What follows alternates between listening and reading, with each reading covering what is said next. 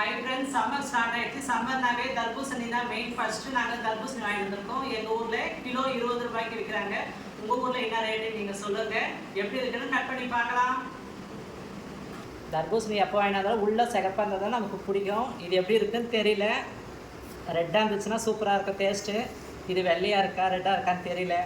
எப்பவுமே தர்பூசணி கட் பண்ணும்போது அந்த பயம் இருக்கதா செய்யும் எல்லாருக்குமே.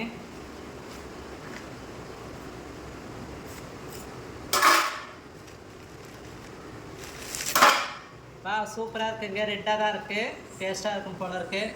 எப்படி இருக்குது கட் பண்ணி சாப்பிட்டு பார்க்கலாம். இதை மாதிரி பீஸ் போட்டலாம் சாப்பிட ஈஸியாக இருக்கும் ஃப்ரெண்ட்.